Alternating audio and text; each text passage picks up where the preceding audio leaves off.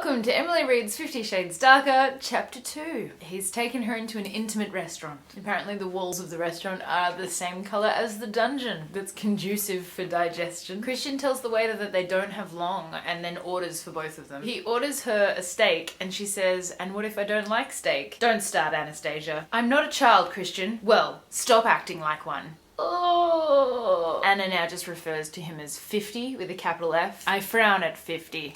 That's what's happening now. Aww. She says, "You look fine." He says, "I'm anything but fine. I feel like the sun has set and not risen for 5 days, Anna.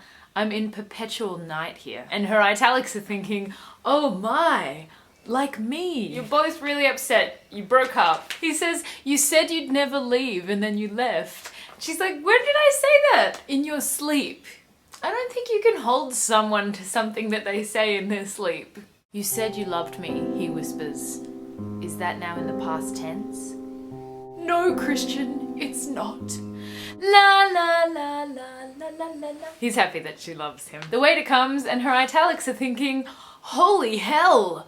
Food. Food is very scary. She's hungry but her stomach's in knots and she's like, oh, I don't know if I can eat. "So help me God, Anastasia. If you don't eat, I will take you across my knee here in this restaurant and it will have nothing to do with my sexual gratification. Eat. If that doesn't make you hungry, I don't know what will." My subconscious stares at me over her half-moon specs. She is wholeheartedly in agreement with 50 Shades. He doesn't even use his name anymore. It's just 50 Shades. I glance at 50. All pretense of using his name is gone now. He's eating and watching me. Hunger, longing, anxiety, combined in one hot look. Whilst chewing. That's amazing. He says he has a proposition for her. A couple of scenarios run through my mind. Kidnapping? Working for him? No, nothing makes sense. Out of all possible scenarios, kidnapping and working for him are the only two that you've come up with, and none of them make any sense. Do you want a regular vanilla relationship with no kinky fuckery at all? That's the technical term, kinky fuckery. I flush. My inner goddess is down on bended knee with her hand clasped in supplication, begging me. She says, "I like your kinky fuckery." "So what don't you like?" And her italics are thinking, "Not being able to touch you. You're enjoying my pain. The bite of the belt." But what she says is the threat of cruel and unusual punishment. "Fundamentally, Christian, it's your joy in inflicting pain on me that's difficult for me to handle."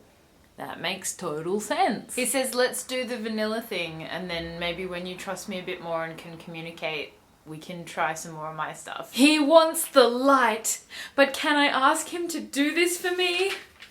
And don't I like the dark? It's not like that. They're snuggling and he says, "Touching is a hard limit for me, Anastasia." I know. I wish I understood why. She asks if his mum was abusive because she's remembering the burn scars on him. When she finally killed herself, it took 4 days for someone to raise the alarm and find us. And Anastasia's reaction is rightfully, holy motherfuck. She says, "That's pretty fucked up." And he replies, 50 Shades. He says, "Anastasia, I'm not gonna touch you again, not until you beg me to." And that's his way of teaching her to communicate better. "Next time we make love, you're going to have to tell me exactly what you want in fine detail." That's gonna be awkward. He's got a massive gift for her. He's got a big present in the boot. Mystery present is the MacBook Pro and the BlackBerry and an iPad. Italics, holy shit! An iPad! It's like she's never seen an iPad before. I switch it on and gasp as the wallpaper image appears. I slide the arrow at the bottom of the screen to unlock it and gasp again. Unlocking things is fun. The background photo is of Christian and me at my graduation in the tent. He's looking handsome and her italics are thinking, "And he's mine." It's happily ever after in chapter 2. This is fantastic. We won't have to read the rest of the book. He's loaded lots of apps onto it for her. A Kindle app, iBooks, Words, the British Library. Hint, hint, nudge, nudge, you need to read more. There's a song called Principles of Lust and another called Possession. Oh yes, very 50 Shades. This iPad, these songs, these apps. He cares. Apps show that you care. Looking for a gift for a loved one? Try apps.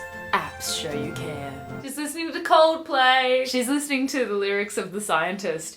And is this an invitation? Will he answer my questions? Am I reading too much into this? I am probably reading too much into this. She wants to email him, so she leaps off her bed to fetch the mean machine. Why can't you just use the iPad? She emails him, I love the iPad, I love the songs, I love the British Library app, I love you. Thank you. He's like, I'm glad you like it, I got one for myself as well. She's very, I love you, and he's very like, yeah, hi. Aww, she says I'm going to sleep, and he writes back simply, dream of me.